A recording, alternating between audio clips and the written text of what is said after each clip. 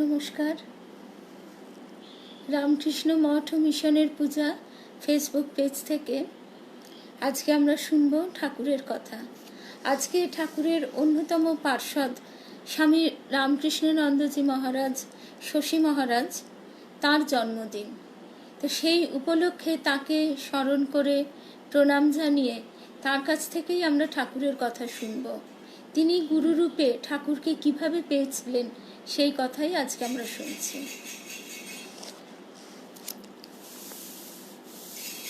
তার আগে আমরা স্বামী রামকৃষ্ণানন্দজি মহারাজ তার সম্পর্কে একটি কথা শুনে নিই।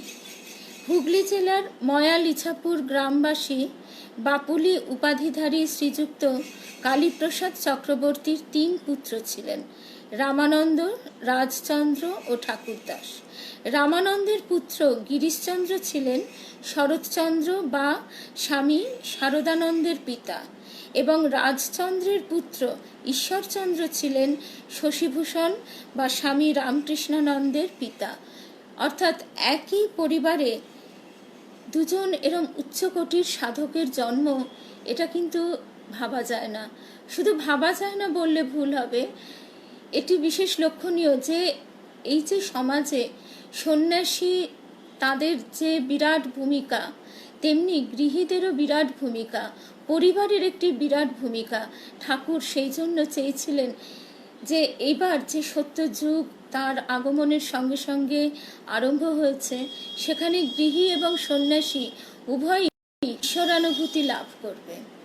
না হলে একই পরিবারে এরকম দুজন উচ্চকোটির সাধক খুবই বৈশিষ্ট্যপূর্ণ একটি ঘটনা তার অবতার লীলাকালে। এবং পরবর্তী সময়ে হয়তো এরকম আরও আছে, কিন্তু আজকে আমরা স্বামী রামকৃষ্ণানন্দ মহারাজের কথা শুনছি। 1883 খ্রিস্টাব্দের অক্টোবর মাসে তিনি দক্ষিণেশ্বরে শরৎ এবং তিনি নিজে আরও অন্যান্য বন্ধুদের নিয়ে উপস্থিত হলেন। ঠাকুর সেই ছেলেদের অত্যন্ত প্রীতির সঙ্গে গ্রহণ করলেন এবং কেশবচন্দ্রের সমাজে যাতায়াত আছে শুনিয়া শশীকে জিজ্ঞাসা করিলেন, তিনি সাকার ভালোবাসেন কিংবা নিরাকার? শশী উত্তর দিলেন, ঈশ্বর আছেন কিনা তাই জানি না, তার আবার সাকার না নিরাকার। সরল ও নির্ভীক উত্তরে সন্তুষ্ট হয়ে ঠাকুর বলিতে লাগিলেন, বাপমা আজকালকার ছেলেদের অল্প বয়সে বিয়ে দিয়ে দেয়, যেই তারা স্কুল কলেজ থেকে বেরোয় অমনি অনেক ছেলে মেয়ের বাপ হয়ে পড়ে। তখন পরিবারের ভরণ পোষণের জন্য চাকরির সন্ধানে ছুটোছুটি করে বেড়ায়। অমনি উপস্থিত শ্রোতাদের মধ্য হইতে একজন বলিয়া উঠিলেন, নমস্কার। সকল ভক্ত বন্ধুদের নমস্কার জানাই। আমরা একসঙ্গে আজকে রামকৃষ্ণানন্দজি মহারাজের কথা শুনছি এবং তার কথার মধ্যে দিয়ে আমরা ঠাকুরের কথা শুনব, যে এই বিশেষ 12 জন যে পার্ষদ, সেই পার্ষদদের অন্যতম রামকৃষ্ণানন্দ মহারাজ, তিনি কিভাবে গুরুরূপে ঠাকুরকে দেখেছিলেন, আজকে আমরা সেই কথাই শুনব। তার আগে আমরা শুনছি তার জীবনের একেবারে একটি ঘটনা। যে প্রথমে আমরা শুনলাম যে একই পরিবার থেকে কিভাবে দুজন উচ্চকোটির সাধক ঠাকুরের অবতার লীলার সহায়ক হয়েছিলেন। তারপরে আমরা প্রথম যেদিন ঠাকুরের সঙ্গে তার দেখা হলো সেই কথা শুনছি। অমনি উপস্থিত শ্রোতাদের মধ্য হইতে একজন বলিয়া উঠিলেন, তাহলে কি মশাই বিয়ে করা অন্যায়? এটা কি ঈশ্বরের ইচ্ছা বিরুদ্ধ কাজ? গৃহে একখানি বাইবেল সংরক্ষিত ছিল এবং উহার এক অংশে চিহ্ন দেওয়া ছিল। পরমহংসদেব ওই প্রশ্নের উত্তরে পুস্তকখানি খুলিয়া চিহ্নিত অংশটি পাঠ করিতে বলিলেন। উহাতে লিখিত ছিল, অবিবাহিত ও বিধবাদিগকে আমি বলিতেছি যে বিবাহ না করাই ভালো, যেমন আমি নিজে অকৃতদার রহিয়াছি। যদিও সেই সময় সমাজ উত্তাল এই বিধবা বিবাহ প্রসঙ্গটি নিয়ে। কারণ এখানে আমরা বাইবেলের কথা শুনছি। যিশু তিনি বলছেন, যেমন আমি নিজে অকৃতদার রহিয়াছি, কিন্তু তাহারা যদি সংযম অবলম্বন না করিতে পারে তবে বিবাহ করাই ভালো, কারণ বাসনার আগুনে পুড়িয়া মরা অপেক্ষা বিবাহ করাই উত্তম। পাঠ শেষ হইলে পরমহংসদেব বুঝাইয়া দিলেন যে বিবাহই সর্বপ্রকার বন্ধনের মূল। জনৈক শ্রোতা পুনর্বার আপত্তি তুলিলেন, আপনি কি তাহলে বলতে চান যে বিয়ে করাটা ঈশ্বরের ইচ্ছা বিরুদ্ধ কাজ? বিয়ে না করলে সৃষ্টি থাকবে কি করে? শ্রীরামকৃষ্ণ সহাস্যে উত্তর দিলেন, তার জন্য তোমায় ভাবতে হবে না। যারা বিয়ে করতে চায় তারা করবে বই কি। ও আমাদের মধ্যে একটা কথা হয়ে গেল, আমার যা বলবার আমি বলেছি, তুমি ন্যাজামুড়ো বাদ দিয়ে নিও। সেদিন বিরুদ্ধ প্রতিবেশের মধ্যে যুবকদের সহিত প্রাণ খুলিয়া আলাপ করা হইল না। সুতরাং বিদায়কালে ঠাকুর শশী প্রভৃতিকে বলিয়া দিলেন, আবার এসো, কিন্তু একা একা, ধর্মের সাধন গোপনীয়। এই কথাটি আজকে আমরা শুনলাম যে ধর্মের সাধন গোপনীয়। ধর্মের সবাই সব কিছুর অধিকারী নয়, সর্বক্ষেত্রে, শুধু ধর্ম বলে নয়। এবং যেখানে অধিকারী নয় সেখানে সব কথা বলাও বাঞ্ছনীয় নয়। সেই জন্য যে ভদ্রলোক এখানে বারবার জিজ্ঞাসা করছেন যে বিয়ে করাটা ঈশ্বরের ইচ্ছা বিরুদ্ধ কাজ কিনা, তখন ঠাকুর কিন্তু হাসতে হাসতেই তাকে বলে দিলেন যে তার জন্য তোমায় ভাবতে হবে না। সে আমাদের মধ্যে একটা কথা হয়ে গেল, আমার যা বলবার আমি বলেছি, তুমি ন্যাজামুড়ো বাদ দিয়ে নিও। এবারে তাহলে আমরা বুঝতেই পারছি যে বলবার সে বলেছে, যে শোনবার সে শুনেছে, তাদের নিজেদের মধ্যে তো বোঝা হয়ে গেছে, এই যথেষ্ট। প্রথম দিনেই ঠাকুর শশীর মন জয় করিয়া লইলেন। তাহাকে দেখিলেই ঠাকুর বলতেন, বসো বসো। তিনিও বসিতেন, কিন্তু আশ্চর্যের বিষয় এই যে ওইভাবে বসিয়া থাকিতে থাকিতেই মনের সংশয় বিদূরিত হইয়া তৎস্থলে অপূর্ব শান্তি বিরাজ করিত। ক্রমে সুযোগ বুঝিয়া ঠাকুর তাহার নিকট স্বীয় স্বরূপ প্রকটিত করিয়া তাহার হৃদয় মন চিরতরে এক উচ্চতর স্তরে তুলিয়া লইলেন। একদিন বস্তুবিশেষের সন্ধানে শশী দ্রুতপদে ঠাকুরের কক্ষ অতিক্রম করিয়া যাইতেছেন। এমন সময় ঠাকুর বলিয়া উঠিলেন, তুই যাকে চাস সে এই, সে এই, সে এই। 3 বার ঠাকুর বললেন। ঠাকুর এইভাবে যারা অধিকারী তাদের কাছে নিজেকে উদ্ঘাটিত করতেন, নিজের স্বরূপ তিনি বুঝিয়ে দিতেন এইভাবে, কারণ অন্য লোকে কি করে বুঝতে পারবেন। চকিতে শশীর দৃষ্টি অনুসন্দেহ বস্তু হইতে সদানন্দময় ঠাকুরের প্রতি আকৃষ্ট হইল। তিনি বুঝিলেন ঠাকুরই জীবনের একমাত্র জ্ঞেয় বস্তু, আর সব অনুসন্ধান এই বৃহৎ অনুসন্ধানেরই রূপান্তর মাত্র। এবং আমরা এই যে জগতে যা কিছু ভালো পাই সবই কিন্তু তার কাছ থেকেই পাই। সে প্রেম হোক, ভালোবাসা হোক, সম্মান হোক, মর্যাদা, যা কিছু হোক না কেন, সমস্ত কিছু তার সেই উৎস, সেখান থেকেই বিভিন্ন মাধ্যমের মধ্যে দিয়ে আসে। সেই জন্যই এখানে বলা হচ্ছে যে আর সব অনুসন্ধানই এই বৃহৎ অনুসন্ধানেরই রূপান্তর মাত্র। আমরা জানি ঠাকুরকে শশী মহারাজ এত ভালোবাসতেন যে পরবর্তীকালে যখন তিনি মাদ্রাজে চলে যান সেই সময় কি ভয়ানক কষ্টের মধ্যে দিয়ে তার দিনাতিপাত হতো। এমনকি এও জানি যে একদিন কোনো খাবার জোগাড় হয়নি, ভোগ দেবার কিচ্ছু নেই। তিনি কাঁদতে কাঁদতে ঠাকুরকে রাগে দুঃখে অভিমানে বলছেন, আমি সমুদ্রের ধার থেকে বালি নিয়ে আসছি, তুমি খাও আমি তাই খাই, যদি শরীর না নিতে চায় জোর করে ঢুকিয়ে দেব। তো এই রকম হচ্ছে ঠাকুরের সঙ্গে তার সম্পর্ক। এবং তাছাড়াও আমরা জানি যে তিনি রাত্রিবেলা উঠে গরম লাগলে ঠাকুরকে জানলা খুলে বাতাস করতেন। একেবারে তাকে তিনি কোনোদিন মূর্তি সেইভাবে ভাবেননি, তার কাছে তিনি প্রতিনিয়ত ছিলেন জীবন্ত। এবং আরও আনন্দের কথা যে ঠাকুরের সেবা করতে করতে তিনি তাতে লয় হয়ে গিয়েছিলেন এবং তার সন্ন্যাস জীবনের নামটিও তাই রামকৃষ্ণানন্দ। সেই আনন্দেই তিনি চিরকাল বিভোর ছিলেন।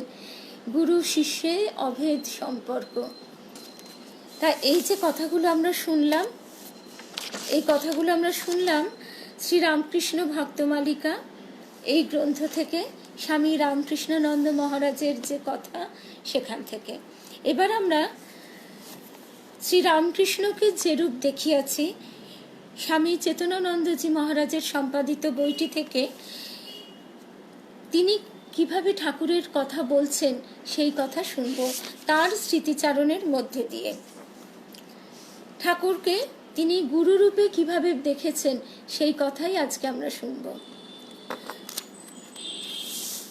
স্বামী রামকৃষ্ণানন্দজি মহারাজ বলছেন, বস্তুত ঠাকুর জন্ম থেকেই শিক্ষা দিচ্ছিলেন। তার সমস্ত জীবনই একটি দীর্ঘ পাঠ বা উপদেশ। তার বৈশিষ্ট্য ছিল এই যে তার সরল ভাষা শিশুরও বোধগম্য, কিন্তু সেই ভাষার ভাব কেবল বড় সাধুরাই ধারণা করতে পারে, তো আমরা কোন ছাড়। তার বৈশিষ্ট্য ছিল এই যে তার সরল ভাষা শিশুরও বোধগম্য।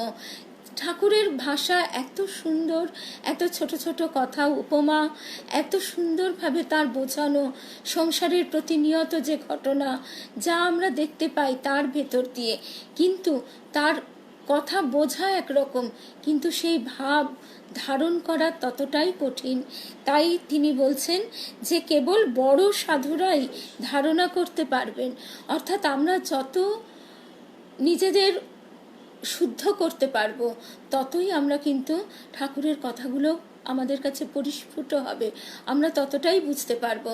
আমরা 10 বছর আগে ঠাকুরের একটি বাণী যেভাবে বুঝেছি, আধ্যাত্মিক পথে চলতে চলতে ঠিক 10 বছর বাদে কিন্তু সেই কথা আরও সূক্ষ্মভাবে আমরা বুঝতে পারি। এইভাবে নিজেদের আত্মগঠনের মধ্যে দিয়ে ঠাকুরের কথা আমরা প্রতিনিয়ত নতুন নতুনভাবে অনুভব করি। সেই জন্য কথামৃত ঠাকুরের কথা প্রতিদিন ভীষণ পুঙ্খানুপুঙ্খ রূপে পড়া দরকার, এবং শুধু পড়া নয়, নিজেকে সেইভাবে অনুশীলন করতে হবে যাতে আমরা আরও তার কথা পরিষ্কার বুঝতে পারি। তিনি শুদ্ধ, সৎ, আনন্দ স্বরূপ। সুতরাং তাকে বুঝতে গেলে আমাদেরও সেইভাবে তৈরি হতে হবে, নিজেদের প্রস্তুত করতে হবে। রামকৃষ্ণানন্দজি মহারাজ বলছেন, লোকে তার কাছে এসে দীক্ষা প্রার্থনা করলে তিনি বলতেন, বাপু তুমি সাধু হতে আসনি, তুমি বরং চাকরি নিয়ে পরিবারের দেখাশুনো করো। তিনি যে কোনো মানুষের দিকে একবার তাকালেই বুঝতে পারতেন সে কি হওয়ার যোগ্য। একবার এক শিষ্য আমাকে বলেছিলেন যে তিনি ঠাকুরকে জিজ্ঞাসা করেছিলেন কি করে তিনি লোকের মনের ভিতরে কি আছে তা এত স্পষ্টভাবে জানতে পারেন। ঠাকুর বলেছিলেন, তুমি যখন কাঁচের জানলার ভেতর দিয়ে দেখো তখন ঘরের ভিতরে কি আছে সব দেখতে পাও, তাই না? আমি যখন লোকের চোখের মধ্যে দিয়ে দেখি তখন তার ভিতরে কি আছে সব দেখতে পাই।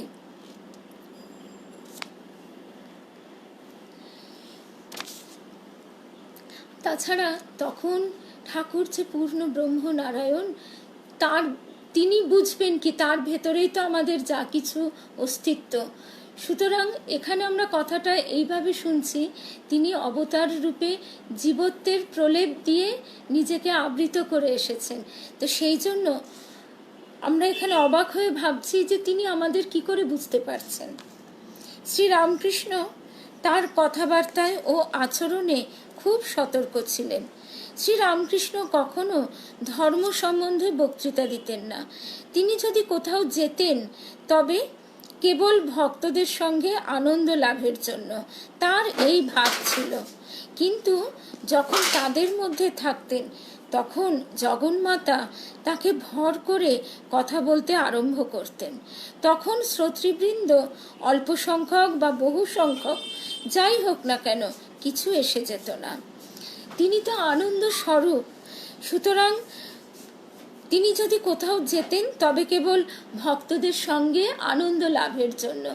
তিনি নিজে ভগবান, তিনি নিজে ভগবান এবং ভক্তের যে লীলা, তিনি ভক্ত হয়ে লীলা আস্বাদন করছেন। ভক্ত এবং ভগবানের যে লীলা, এই যে দ্বৈত সত্তা, সেই লীলার মধ্যে দিয়েই তো আনন্দ এবং রস আস্বাদন করা। তাই এখানে আমরা শুনছি তিনি যদি কোথাও যেতেন তবে কেবল ভক্তদের সঙ্গে আনন্দ লাভের জন্য। তার তুলনায় আমরা সবাই অমার্জিত। কখন আমরা মানুষকে পাগল বলি? যখন তার চিন্তায় ও কথায় অসংলগ্নতা দেখা যায়, কিংবা যখন সে আর পাঁচজনের মতো আচরণ করে না। কিন্তু রামকৃষ্ণের ক্ষেত্রে কোনোটিই প্রযোজ্য ছিল না। তিনি সর্বদাই শিষ্টাচারী ছিলেন এবং তার প্রত্যেকটি কথাই জ্ঞানগর্ভ ছিল। এমনকি তিনি যখন জগন্মাতার সঙ্গে কথা বলতেন তখনও লোকে তাকে পাগল মনে করতে পারত না। এইভাবে যারা তার কথায় মুগ্ধ হয়ে সামনে বসে থাকত তাদের জীবন তিনি গঠন করতেন, তাদের প্রত্যেকের প্রয়োজন তিনি পূর্ণ করতেন এবং তাদের ভার লাঘব করতেন। তার কি অদ্ভুত ক্ষমা ছিল! যতবার তার কাছে যেতাম ততবার মনে হতো যেন পিঠের ওপর থেকে ও মন থেকে একটা বড় বোঝা নেমে গেল। মনের মধ্যে যে সংশয়ই থাকুক না কেন তিনি তার মোচন করবেনই, কোনো প্রশ্ন না করে। তিনি যে কপাল মোচন, তিনি মানুষের দুঃখ দুর্দশা মোচন করবার জন্য, বন্ধন মোচন করবার জন্যই তিনি এসেছেন। সেই জন্য তার কাছে গেলে আর কোনো জিজ্ঞাসা, কোনো সংশয়, কোনো দুঃখ কিচ্ছু থাকতো না। তথাপি ঠাকুর প্রত্যেকের সঙ্গে সরল ও বিনীত আচরণ করতেন। একটি শিশুর কাছ থেকেও শিখতে প্রস্তুত ছিলেন। এই কথাগুলি কিন্তু আমরা শুধুমাত্র নিজেদের জন্য, যে একটি শিশুর কাছ থেকেও শিখতে প্রস্তুত ছিলেন। আর আমরা কতখানি অহংকারী যে আমরা নিজেদের কত বড় পণ্ডিত মনে করি। আমরা একটু বেশি লোককে হেয় করতে প্রচণ্ড ভালোবাসি। এই যে শিক্ষাগুলো, এই কথাগুলো আমাদের কিন্তু অনুশীলন, মর্মে মর্মে অনুশীলন করবার প্রয়োজন।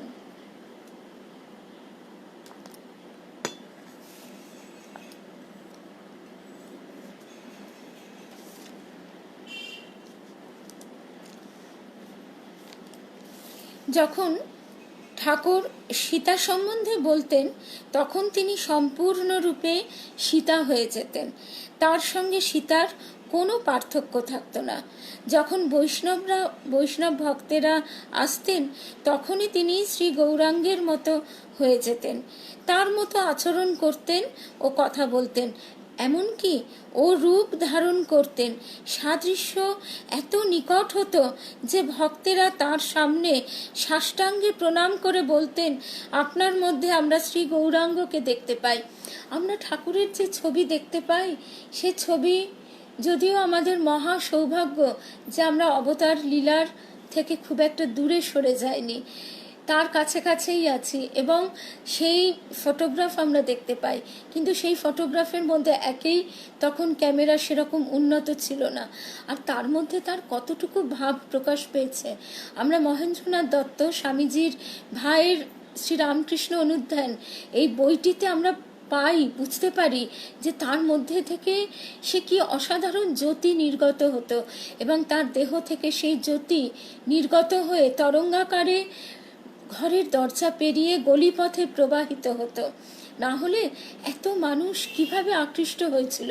তারা আজকে আমরা যেভাবে জানি, বুঝি বা বুঝি না হোক, অন্তত নিঃসংশয় আমরা ঠাকুরের সম্বন্ধে তিনি অবতার, কিন্তু তখন কি করে তারা বুঝতে পারতো? তারা তো বুঝতে পারতো না। তারা শুধুমাত্র সেই প্রেমের আকর্ষণে ছুটে ছুটে আসতো। একবার শ্রী রামকৃষ্ণ এক পণ্ডিতকে প্রশ্ন করেছিলেন, তুমি কি ঈশ্বরের চাপরাশ পেয়েছ? তিনি কি তোমাকে লোক শিক্ষা দেওয়ার আদেশ দিয়েছেন? যখন পণ্ডিত স্বীকার করলেন যে তিনি আদেশ পান নাই, তখন শ্রী রামকৃষ্ণ বললেন, তাহলে তোমার বক্তৃতা বৃথা যাবে। লোকে তোমার কথা কিছুদিন শুনবে, কিন্তু তা টিকবে না। তিনি যা বললেন তাই সত্য হলো। শীঘ্রই পণ্ডিতের লোকপ্রিয়তা হ্রাস পেল। প্রত্যেকে তার সমালোচনা করতে লাগলো এবং তিনি বক্তৃতা দেওয়া বন্ধ করতে বাধ্য হলেন। তারপর তিনি একদিন দক্ষিণেশ্বরে এসে শ্রীরামকৃষ্ণের সামনে সাষ্টাঙ্গে প্রণত হয়ে বললেন, আমরা এতদিন কেবল ছিবড়ে চিবিয়েছি আর আপনি শ্বাস খাচ্ছিলেন। আমরা শুষ্ক বই নিয়েই সন্তুষ্ট ছিলাম যখন আপনি আনন্দে জীবন কাটাচ্ছিলেন। ঠাকুর বলছেন না, পাঁজিতে লিখেছে এক আড়া জল, কিন্তু পাঁজি টিপলেও এক ফোঁটা জল পড়বে না। ঠাকুর ছিলেন, তাকে ওই জন্য বলা হতো দেখা লোক, অর্থাৎ তিনি প্রত্যক্ষ অনুভূতি, তিনি তো বারবার সেই কথাই বলতে হয়, তিনি পূর্ণ ব্রহ্ম নারায়ণ। তিনি আমাদের শেখাবার জন্য তিনি সব সময় সেই পথে আমাদের এগিয়ে দিয়েছেন, উদ্দীপ্ত করেছেন যে তোমরাও দেখো, শুধু শুধু শুকনো বই পড়ে পাণ্ডিত্য দিয়ে লেকচার দিয়ে কি হবে, তোমরা মানে একেবারে সেখানে পৌঁছে যাও।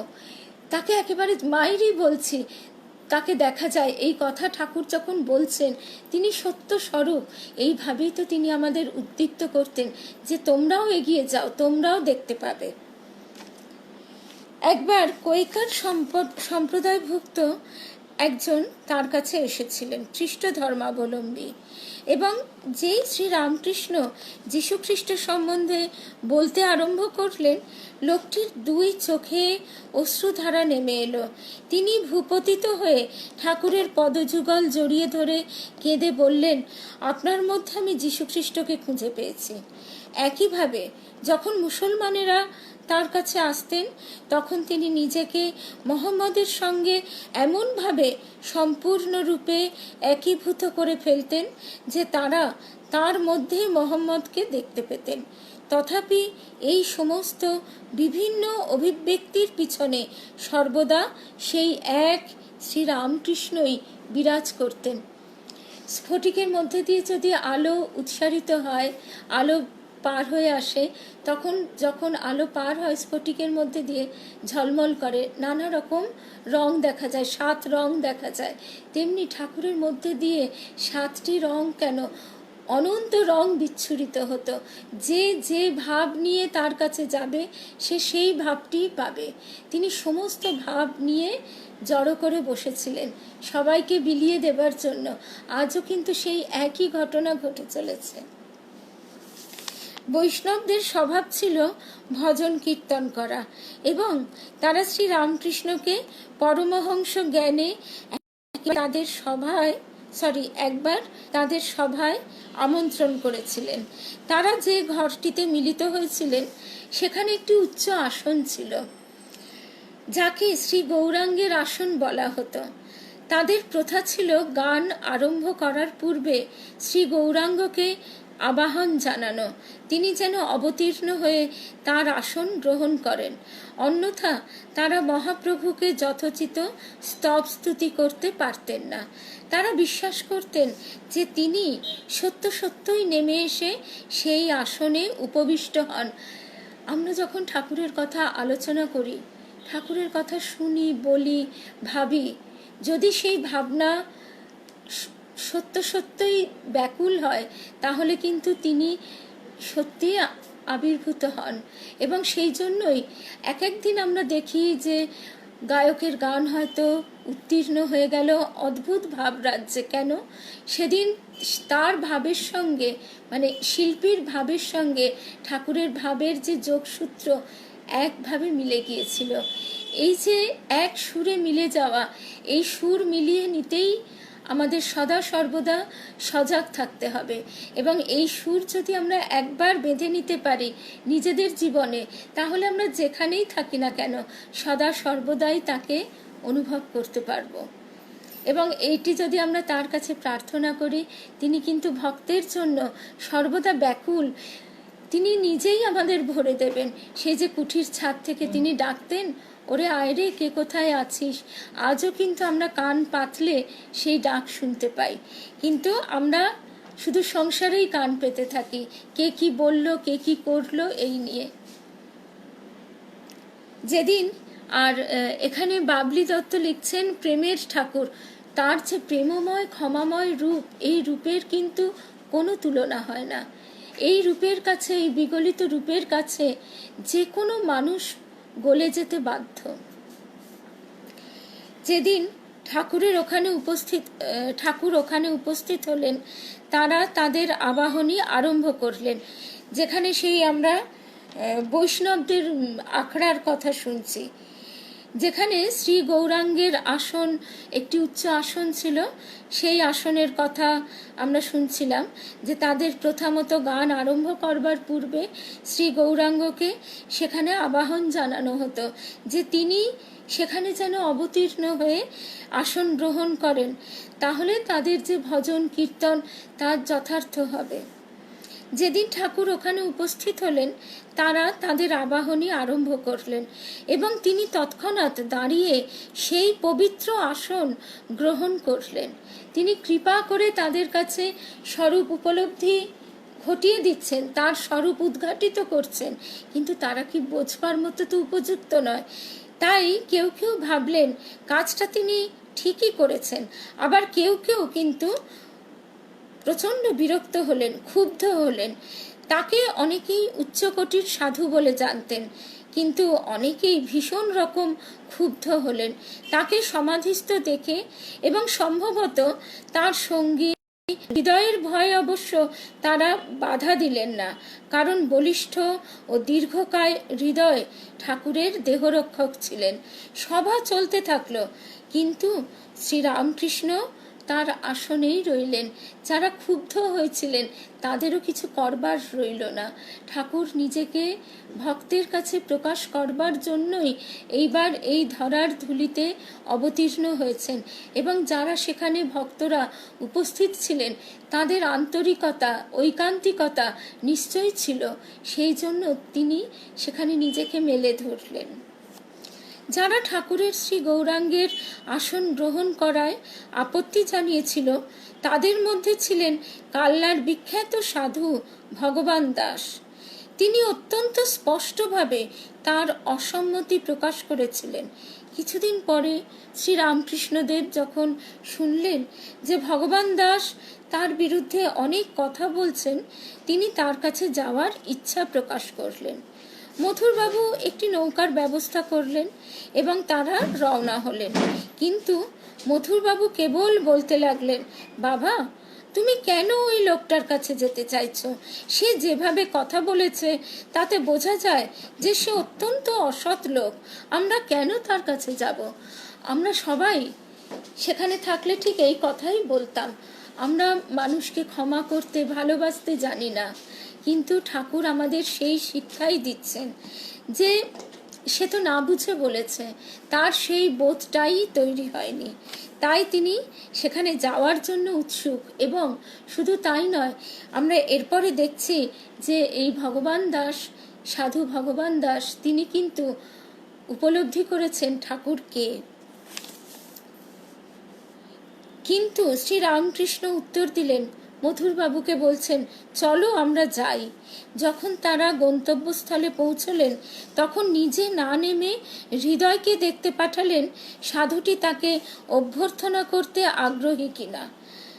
ঠাকুর আবার পরীক্ষাও করছেন, ভগবান ভক্তের পরীক্ষা নেন, ঠিক সেই রকম তিনি হৃদয়কে দেখতে পাঠালেন সাধুটি তাকে অভ্যর্থনা করতে আগ্রহী কিনা। ভগবান দাস যখন শুনলেন যে ঠাকুর এসেছেন, তিনি দৌড়ে নৌকার কাছে গিয়ে তাকে সাষ্টাঙ্গে প্রণাম করে কাঁদতে কাঁদতে বললেন, আমায় ক্ষমা করুন, আমায় ক্ষমা করুন, আমি জানতাম না আপনি কে। শ্রীরামকৃষ্ণ তাকে সান্ত্বনা দিলেন ও তার মনের শান্তি ফিরিয়ে আনলেন। ভগবান দাস বাস্তবিক একজন মহান সাধু ছিলেন। তিনি যখন তখন সমাধিস্থ হতে পারতেন। সম্ভবত ওই অবস্থায় তিনি জানতে পেরেছিলেন শ্রীরামকৃষ্ণ কে, এবং যখন তিনি বুঝতে পারলেন তিনি কি ভুল করেছেন, তখন তিনি সান্ত্বনার অতীত। তারপর তিনি সবাইকে বলে বেড়াতেন যে শ্রীরামকৃষ্ণ একজন অবতার, তাই শ্রী গৌরাঙ্গের আসন গ্রহণ করার অধিকার তার আছে। ঠাকুর অবতার লীলায় নিজেকে এইভাবে একটু একটু করে প্রস্ফুটিত করেছেন, ঠিক যেভাবে ফুল, সহস্রদল পদ্ম যেভাবে একটু একটু করে পাপড়ি মেলে, ঠিক তেমনি ঠাকুর অধিকারী চিনে তাদের কাছে নিজেকে উন্মোচিত করতেন। সাধারণভাবে লোকে তো তাকে তখন পাগলা বামুন বলতো, কেই বা বুঝতে পারবে। ঠাকুর কখনো কারো বিরুদ্ধে বলতেন না, তিনি সব কিছু ক্ষমা করতে প্রস্তুত ছিলেন। তিনি আমাদের বলতেন, মানুষ ও ভগবানের মধ্যে পার্থক্য এই যে মানুষ ভগবানকে ৯৯ বার সেবা না করে যদি ১০০তম বার তাকে অল্প ভক্তির সঙ্গেও সেবা করে, ভগবান তার ৯৯ বার সেবা না করার কথা ভুলে যান এবং বলেন, আমার ভক্ত আজ আমাকে কত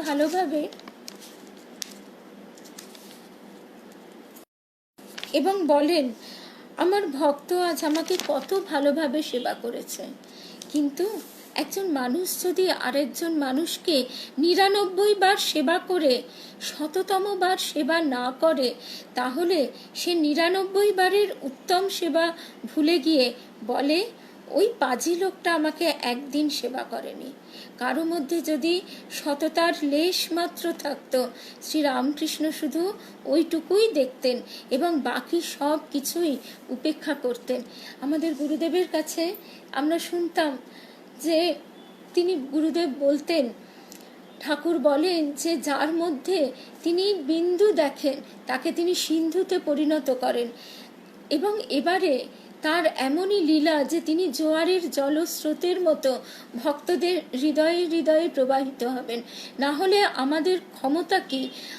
এবং এটাও আমরা শুনেছি গুরুদেব বলতেন যে আমরা যদি মনে করি যে আমাদের সংস্কারের বশে আজকে আমরা তার কথা শুনছি, তার কথা বলছি, তাকে ভালোবাসবার চেষ্টা করছি, তা নয়। সংস্কার আমাদের কি ছিল আমরা জানি না, তিনি কৃপা করে আমাদের সংস্কারও গ্রহণ করে নিয়েছেন। এমনকি একথাও শুনেছি যে তিনি আমাদের পূর্ব জন্মের কর্মফল হাত দিয়ে দূরে ঠেলে রেখেছেন, হাত দিয়ে দূরে সরিয়ে রেখেছেন। এইভাবে তিনি আমাদের কোলে বসিয়ে নিয়েছেন, তবু আমরা অকৃতজ্ঞ। এটাই হচ্ছে আমাদের দুঃখের ব্যাপার, যে আমরা যতক্ষণ না কৃতজ্ঞ হতে পারি ততক্ষণ তো আমরা সেই কৃপা অনুভব করতে পারবো না, যে তিনি আমাদের কত প্রেমময়, কত কৃপাময় এবং ক্ষমাময় চোখে তিনি আমাদের দেখেন। আমরা যা কিছু চাই সব তিনি আমাদের উজাড় করে দিয়ে দেন, তবু আমরা একটার পর একটা চাইতেই থাকি। রবীন্দ্রনাথ একটি গানে বলছেন, না চাহিলে যারে পাওয়া যায় তেয়া গিলে আসে হাতে। আমরা যদি নিজেদেরকে একবার ত্যাগ করতে পারি, নিজেদের অহংকার, তখন তিনি আমাদের সেই ২ হাত উপচে ভর্তি করে দেন। এরপরে আমরা শুনছি স্বামী রামকৃষ্ণানন্দজি মহারাজ, তার মুখেই এতক্ষণ আমরা ঠাকুরের এই গুরু রূপের কথা শুনলাম। এবারে আমরা শুনছি আবার তিনি বলছেন শ্রীরামকৃষ্ণ ও তার শিষ্যগণ এই প্রসঙ্গে, কোনো মানুষের যোগ্যতা আছে কিনা তা অবিলম্বে বুঝে নেওয়ার অদ্ভুত ক্ষমতা তার ছিল। কখনো কখনো লোকে তার কাছে এসে থাকতে চাইত, কিন্তু তিনি দেখতেন যে তারা যোগ্য নয় এবং শিশুসুলভ অকপটতার সঙ্গে তাদের বলতেন, তোমরা বরং বাড়ি যাও। কদাচিৎ ভোজের ব্যবস্থা হলে ঠাকুর তার শিষ্যদের সঙ্গে বসতেন। সেই সময় যদি এমন কেউ এসে পড়ত যে আসলে তেমন ভালো লোক নয়, অথচ ভালো মানুষ সাজতে চায়, সঙ্গে সঙ্গে ঠাকুর তাকে চিনতে পেরে বলতেন, এই লোকটি শুদ্ধ নয়, ও আমার ছেলেদের নষ্ট করবে। বিনা দ্বিধায় তিনি তাকে বার করে দিতেন।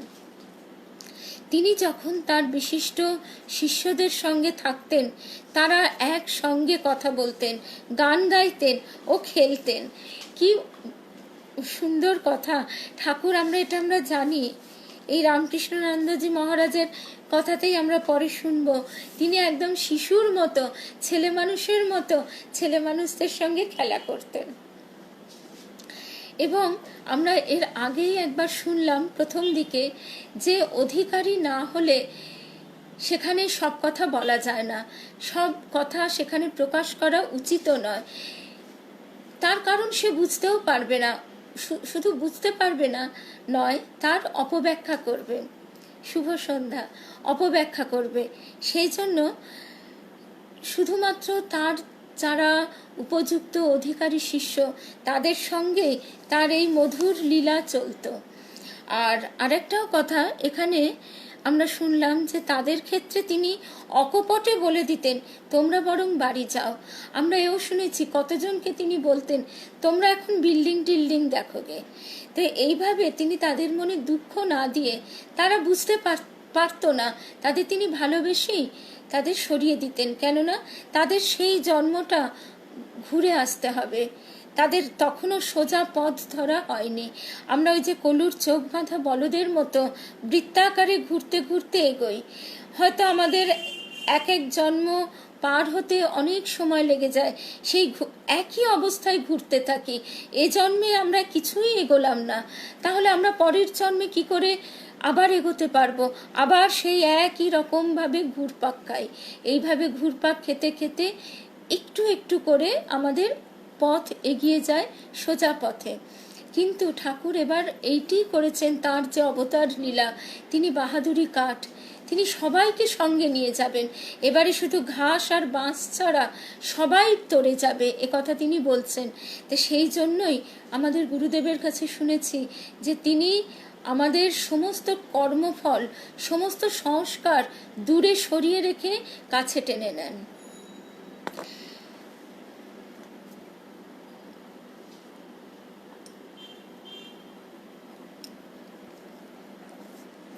কখনো ঠাকুর ভোর 4টের সময় উঠে পড়তেন।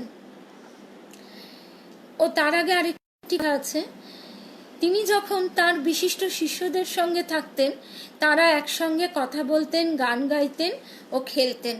সেই সময় কোনো লোক এলে তিনি বলতেন, যাও স্নান করে এসো, তারপর কিছু খেয়ে বিশ্রাম করো।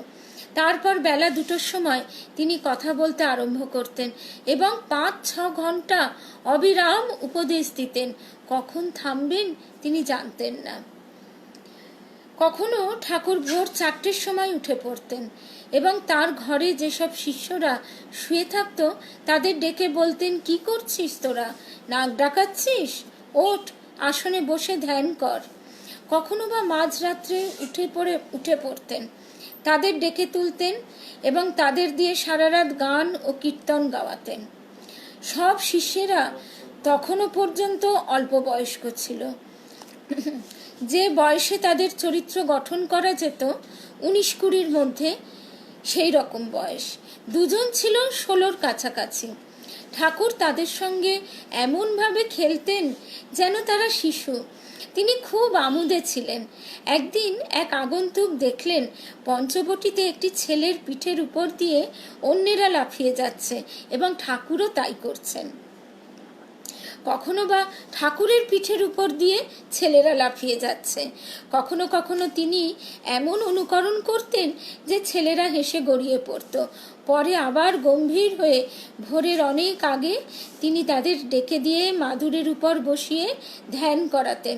আবার সন্ধ্যাবেলায় তিনি তাদের পঞ্চবটিতে নিয়ে গিয়ে বটগাছের তলায় ধ্যান করাতেন। তা তিনি একদিকে এইভাবে ধ্যান করিয়ে তাদের কোন উচ্চ স্তরে তুলে দিচ্ছেন তার কোনো ঠিক নেই। আবার বন্ধুর মতো, প্রাণের বন্ধু, একেবারে সখা, এইভাবে তিনি তাদের সঙ্গে পিঠে লাফালাফি করে খেলা করছেন। এই রকম মধুর রূপ, মধুর লীলা, এ যেন সেই শ্রীকৃষ্ণের বৃন্দাবন লীলার কথা মনে পড়িয়ে দেয়। গোঠের রাখালদের সঙ্গে তার কত রকমেরই না খেলাধুলা ছিল, ঠিক ঠাকুরও ঠিক তেমনটি। তাই আমাদের গুরুদেব একটি কথা বারবার বলতেন যে জানবি, তিনি বন্ধুরূপে হাত ধরে নিয়ে যান, এগিয়ে নিয়ে যান, আর গুরুরূপে প্রাপ্তি ঘটান। ঠিক সেই কথাটাই, গুরুদেবের এই কথাটা কতবার শুনেছি, কিন্তু ঠিক কি বুঝতে পারতাম না। আজকে এইটি পড়তে পড়তে ঠিক সেই জন্যেই কথাটা মনে পড়ে গেল। তিনি তাদের সঙ্গে ছেলে মানুষের মতো খেলা করছেন। তাই, এবং ছেলে মানুষ শুধু তাই নয়, বন্ধুর কাছে কিন্তু মানুষ খুলে সমস্ত কথা বলতে পারে। সেখানে কোনো আড়াল কোনো বাধা থাকে না। এইটি একটি ভারী সুন্দর সম্পর্ক। তাই ঠাকুর বন্ধু রূপে হাত ধরে নিয়ে যান আর গুরু রূপে প্রাপ্তি ঘটান। এই যে গুরু রূপে তিনি ধ্যান যোগের মাধ্যমে তাদের ঈশ্বর প্রাপ্তি ঘটাচ্ছেন। ঠাকুর বলতেন, আমি যা করেছি তার 16 ভাগের 1 ভাগও যদি করিস তাহলে তোরা নিশ্চয় লক্ষ্যে পৌঁছবি। প্রত্যেকের 1/16 ব্যক্তিগত চেষ্টা অবশ্য কর্তব্য। 16 ভাগের মাত্র 1 ভাগ। লোকে যেমন কাগজে আঠা দিয়ে ছবি আঁটে, তেমনি তিনি কারোর উপর ভগবত অনুভূতি চাপাতেন না। কি সুন্দরভাবে তিনি বলছেন স্বামী রামকৃষ্ণানন্দজি মহারাজ, লোকে যেমন কাগজে আঠা দিয়ে ছবি আঁটে, তেমনি তিনি কারো উপর ভগবত অনুভূতি চাপাতেন না। আঠা শুকিয়ে গেলে তো সেই ছবি খুলে পড়ে যাবে, অর্থাৎ জোর করে অনুপযুক্ত হলে সেই জিনিস তো সে ধারণ করতে পারবে না। তাকে আগে উপযুক্ত হয়ে নিতে হবে, এবং যখন সে উপযুক্ত হবে তখন তাকে তিনি সম্পূর্ণ পরিপূর্ণ করে দেবেন। একবার একজন তাকে বলেছিলেন, আপনি লোককে ছুঁয়ে সিদ্ধি লাভ করাতে পারেন, তাই করেন না কেন? তিনি বললেন, তা যদি করি তাহলে সে সেই অবস্থা রাখতে পারবে না, তাকে সেই জন্য তৈরি হতে হবে, তবেই সে নিতে পারবে। এই কথা কিন্তু আমরা বারবার পাই। আমাদের একটাই চেষ্টা, ওই যে ওই ঠাকুর বলে দিলেন 16 ভাগের 1 ভাগ। এই 16 ভাগের 1 ভাগটি কি? নিজেদের প্রস্তুত করা, আত্মগঠন করা, তারপর বাকিটা তিনিই গড়ে নেবেন। তিনি তো কথা দিয়েই রেখেছেন। তার পদ্ধতি ছিল অদ্ভুত। তিনি লোককে সব কিছু ত্যাগ করতে বলতেন না, বরং বলতেন, যা ভোগ করতে চাও সব ভোগ করে নাও। জগন্মাতা এই বিশ্ব সৃষ্টি করেছেন তোমাদের ভোগের জন্য। কি অসাধারণ কথা! আমরা চিরকাল জানি যে ত্যাগ করতে হবে, ত্যাগ না করলে তুমি কিছুই পাবে না, সব কিছু ত্যাগ। কিন্তু জোর করে যে ত্যাগ করা যায় না, সেইটি এখানে আমরা বুঝতে পারছি। যে জোর করে, ঠাকুর বলতেন, হাতে যদি মামড়ি পড়ে কেটে গেলে সেই মামড়ি জোর করে ছিঁড়তে গেলে রক্ত বেরিয়ে যাবে, ব্যথা পাবো, এমনকি তার থেকে ঘা অবধি হয়ে যেতে পারে। সুতরাং কতখানি বিকৃত অবস্থা জোর করে ত্যাগ করতে গেলে আসতে পারে সেটা আমাদের বোঝা উচিত। সেই জন্য যার ভোগ করবার ইচ্ছা আছে, যতটুকু ভোগ করবার ইচ্ছা আছে, তার কিন্তু সেটুকু করে নেওয়াই বাঞ্ছনীয়, কিন্তু সৎ অসৎ বিচার রেখে, যে আমি যে ভোগ করলাম, ভোগ করে আমি কি পেলাম, এবং এর এর ফলটা বা কি হতে পারে, এর জন্য আমার কোনো প্রত্যাঘাত অপেক্ষা করে আছে কিনা, সেই সমস্ত বিষয়গুলি, বা একদিন এই যে আমি ভোগ করছি এই জিনিসটি একদিন আমার কাছ থেকে সরে যাবে, একদিন থাকবে না, কেননা জগৎ নিত্য পরিবর্তনশীল, তখন আমি কোথায় দাঁড়াবো, এই জিনিসগুলি আমাদের বিচারে রাখতেই হবে। ঠাকুর কি সুন্দর বলছেন, জগন্মাতা এই বিশ্ব সৃষ্টি করেছেন তোমাদের ভোগের জন্য।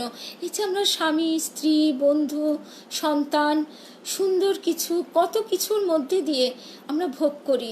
আমরা নিজেদের সাজিয়ে নিজেদের দেহটাকে সুন্দর করে কত রকমভাবে ভোগ করি, কিন্তু কোনোটাই যে স্থির নয়, সেই চেতনা, সেই জ্ঞান যেন আমাদের কখনো মুছে না যায়।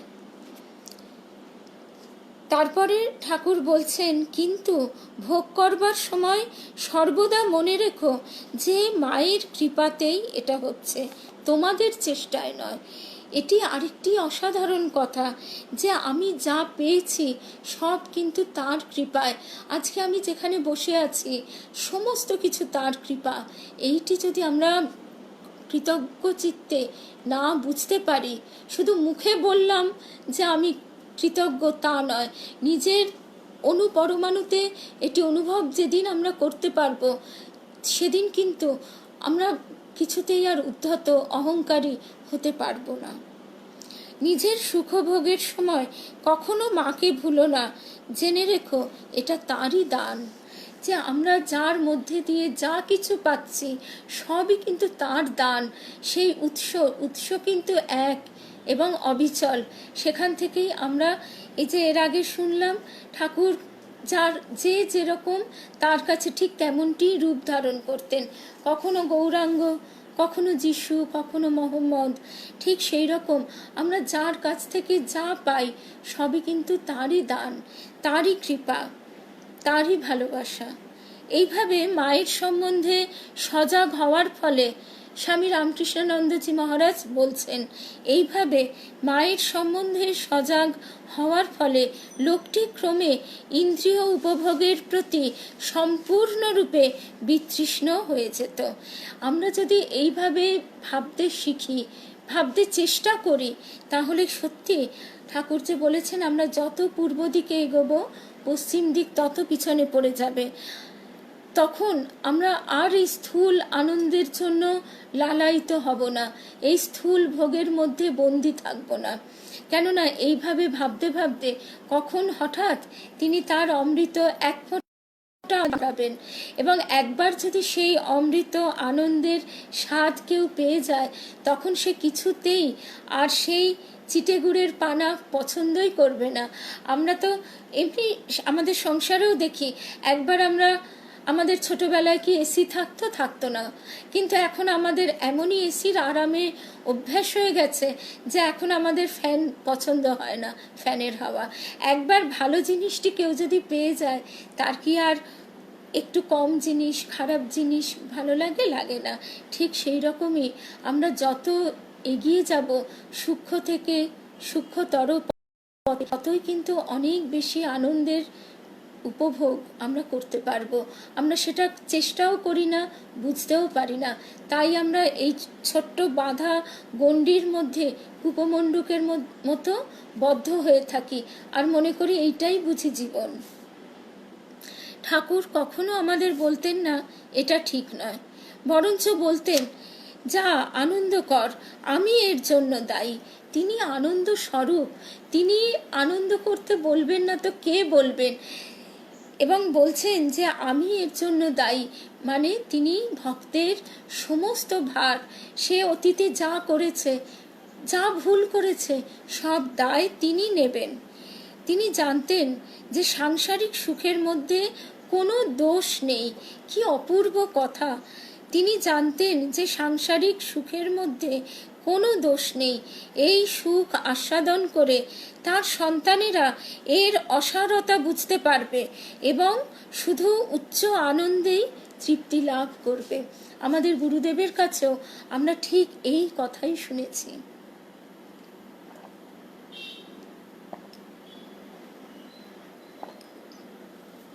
গুরুদেব বলতেন ঠাকুরের কাছে, তোদের জন্য বলি কি জানিস, যে ঠাকুর তুমি ওরা যা চাইছে আগে তুমি তাই ওদের দাও, ওরা তাই পেয়ে বুঝুক যে ওরা এটা নিজের চেষ্টায় পায়নি, তোমার কৃপাতেই পেয়েছে। গুরুদেব এই কথা বারবার বলতেন এবং তারপরে তারা বুঝবে যে তোমার কাছে থাকার, তোমার সান্নিধ্য পাওয়ার কি আনন্দ। তখন তারা বুঝতে পারবে যে তোমার কাছে তারা খেলনা চেয়েছে এতদিন, চাল, ওই কুমড়ো, এইসব ফল, এইসব চেয়েছে, কিন্তু আসল জিনিস তারা চায়নি। তবু তুমি কৃপা করে তাদের একটু আস্বাদ দাও যাতে তারা বুঝতে পারে। তারপর তো তারা আগ্রহী হবে, তবে তো তারা এগোবার জন্য চেষ্টা করবে। ঠিক সেই একই কথা এখানেও আমরা শুনছি। তিনি জানতেন, স্বামী রামকৃষ্ণানন্দজি মহারাজ বলছেন, তিনি জানতেন যে সাংসারিক সুখের মধ্যে কোনো দোষ নেই। এই সুখ আস্বাদন করে তার সন্তানেরা এর অসারতা বুঝতে পারবে এবং শুধু উচ্চ আনন্দেই তৃপ্তি লাভ করবে। তিনি কেবল সতের সহায় ছিলেন না, অসতেরও সহায় ছিলেন। তিনি উভয়কেই গ্রহণ করতেন ও ভালোবাসতেন। তিনি চাইতেন যে তার সন্তানেরা সর্বদা আনন্দে থাকুক। তিনি আনন্দ স্বরূপ, প্রেম স্বরূপ। তো সুতরাং তিনি যদি আমাদের এইভাবে পূর্ণ করে না দেন তো কে দেবেন? যদি আমাদের মধ্যে কারো মুখে এতটুকু বিপদের ছায়া পড়ত ঠাকুর তা সহ্য করতে পারতেন না এবং তখনই আমাদের বকতেন। যে কোনো লোকের দিকে তাকিয়ে বলতে পারে লোকটি কিসের যোগ্য। যদি তিনি দেখতেন যে লোকটি কপট ধার্মিক, তাকে বলতেন যাও বিয়ে করো। এর থেকে সোজাসুজি তার কাছে যদি কেউ অকপটে স্বীকার করে যে হ্যাঁ আমি সংসার সুখ চাই, তাহলে কিন্তু তিনি প্রাণ ঢেলে সংসার সুখে ভরিয়ে দেবেন, কিন্তু তার সঙ্গে এটিও বুঝিয়ে দেবেন যে সংসার সুখ যা তুমি চাইছো তার মধ্যে কতটা সার আর কতটা অসার।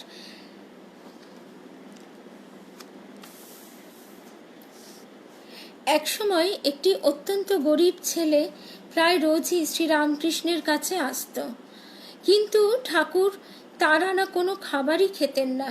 আমরা জানতাম না কেন, বলছেন শ্রীরামকৃষ্ণানন্দজি মহারাজ। অবশেষে ঠাকুর একদিন বললেন, গরিব ছেলেটির বড়লোক হবার খুব ইচ্ছে, তাই এখানে আসে।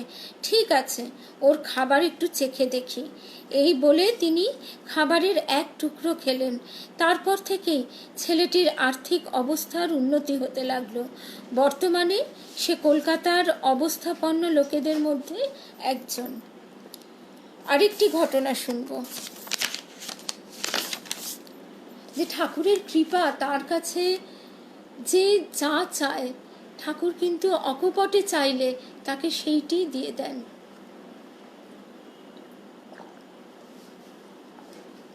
তবে ওই যে আমরা শুনলাম, তিনি দিয়ে এটুকু আবার বুঝিয়ে দেন যে সত্যি কতটা আনন্দ তুমি এর মধ্যে পেলে সেটা এবার তুমি বুঝে নাও।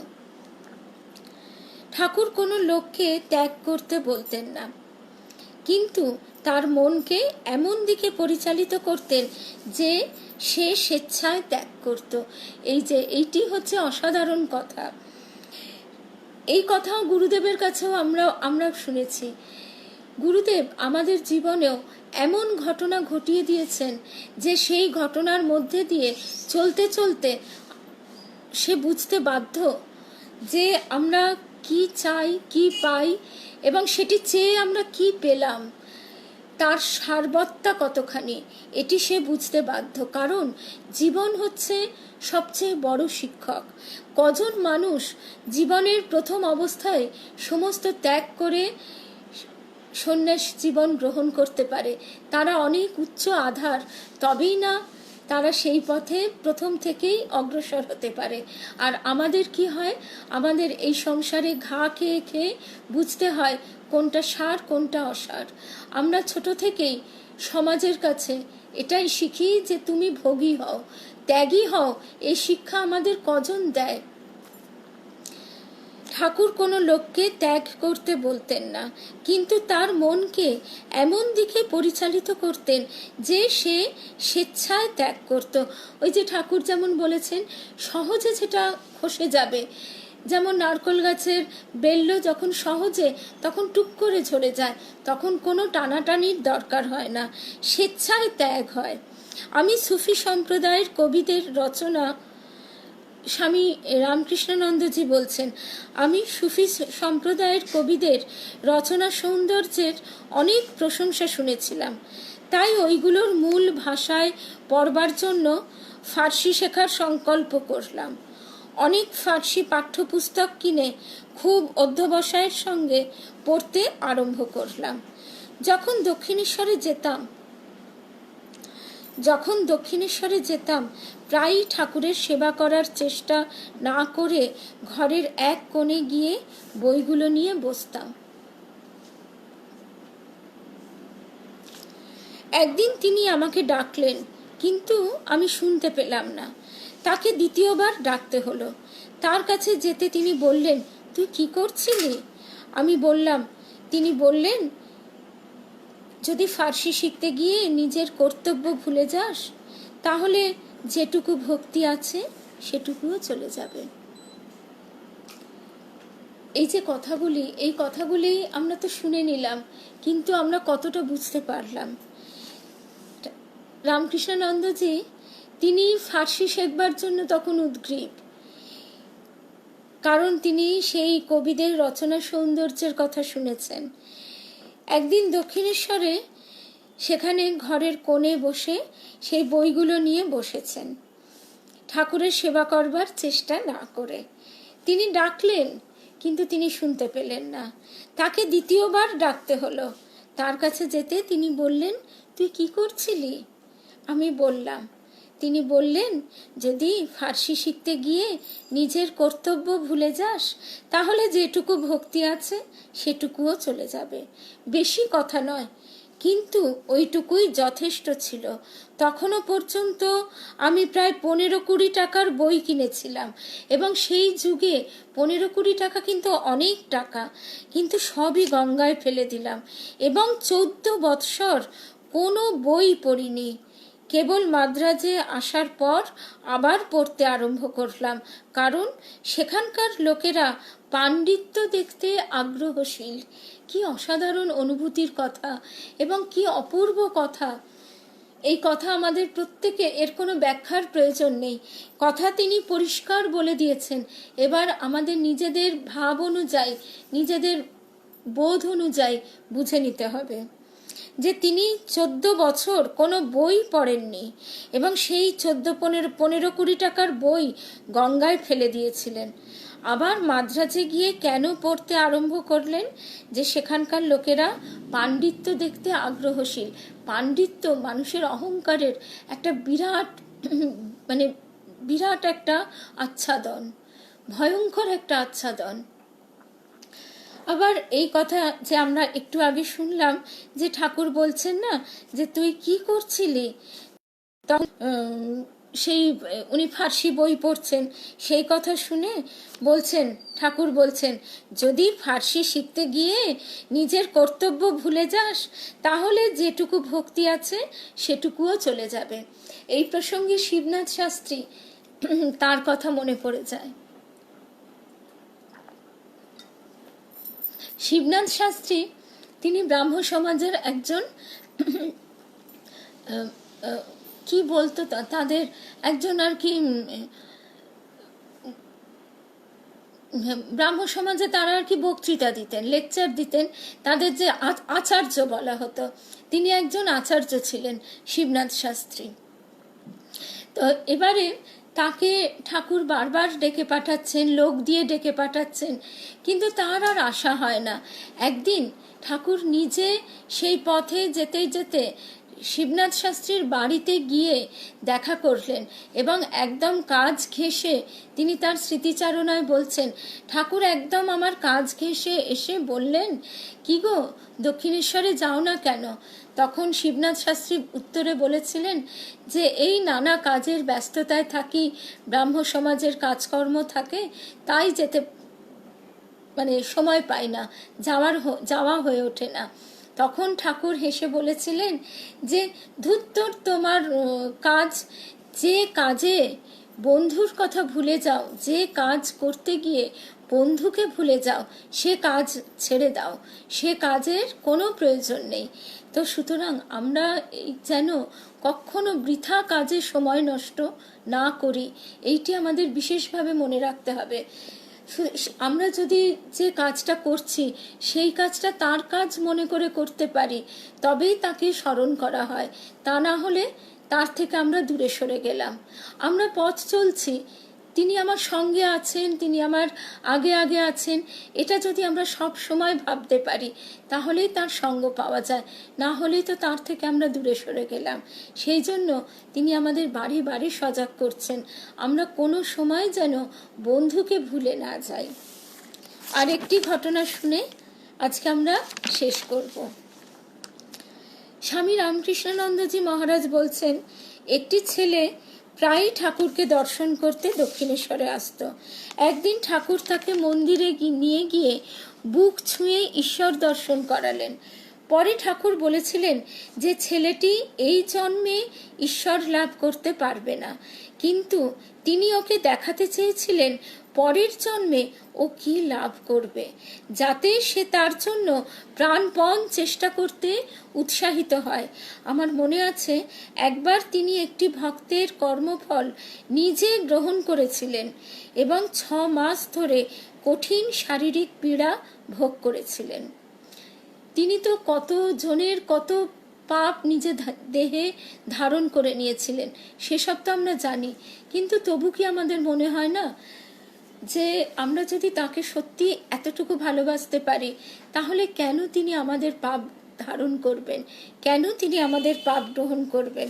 আমাদের পথ চলা না হয় দীর্ঘই হোক।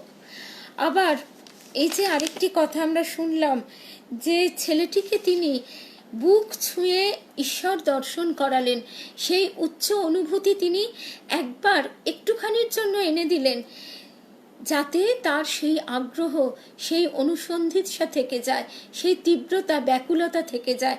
তার এই জন্মে না হোক, পরের জন্মে সে যে সংস্কারটি নিয়ে দেহ ছেড়ে চলে গেল, আবার যখন নতুন দেহে সে প্রবেশ করবে, তখন তো তার সেই সংস্কারটি তার সঙ্গে সঙ্গে থাকবেই। সেই জন্যই তিনি যে তার প্রকট লীলায় কতজনকে কতভাবে কৃপা করেছেন, সে কথা কিন্তু বইতে লেখা নেই, সে কথা আমরা কেউ জানি না। সেই জন্য আমরা হয়তো ভাবতেও ভালোবাসি। আজকে অনমিতা দি এখন শুনছে কিনা জানি না, অনমিতা দি শোনে। অনমিতা দি একটি কথা লিখেছে কথা প্রসঙ্গে, যে আমরা কত সুন্দর সুন্দর কল্পনার মধ্যে থাকতে ভালোবাসি, এবং সেই কল্পনার পথ ধরেই আমরা সেই মূলে হয়তো কোনো একদিন পৌঁছে যাব। কারণ এই যে জগৎ সংসার, এ সবই তো তারই কল্পনা, তারই স্বপ্ন। তো সেই স্বপ্নের মধ্যেই তো আমরা রয়েছি। আর সেই জন্য আমরা যদি সুস্বপ্ন দেখবার আশ্বাস তার কাছ থেকে পাই, সেই স্পর্শ একবার পাই, তাহলে আমাদের পথ চলা আরো দ্রুত হবে। এবং আরো একটা কথা, যে সেই সময়ে তাকে কতজন দেখেছে, কতজন তার স্পর্শ পেয়েছে, কত সামান্য কারণে, সামান্যভাবে, তার কিন্তু কোনো ইয়ত্তা নেই, বইতেও লেখা নেই, লোকে জানেও না। তারা তো আবার নতুন দেহ ধারণ করেছে। সুতরাং তারা সেই শুভ সংস্কারের মধ্যে দিয়ে তার পথেই এগিয়ে চলেছে। এবং তার মধ্যে যে আমরা সবাই নেই, তাই বা কে জানে? না হলে আমাদের সাধ্য কি তার প্রতি এতটুকু ভালোবাসা আসবে? আজকে এই অবধি থাক। নমস্কার, সবাই ভালো থাকবেন। আজকে কি বার? আবার আগামীকাল দেখা হবে। নমস্কার। আজকে কি বার? আজকে কি বার? আজকে শুক্রবার। আগামীকাল শনিবার বেদান্ত দর্শন ফেসবুক পেজ থেকে আবার আমরা কথামৃত শুনবো, আর মাতৃ অনুধ্যান শুনবো, আর শুনবো প্রাচীন সাধুদের কথা মা শারদা সেবাশ্রম ফেসবুক পেজ থেকে।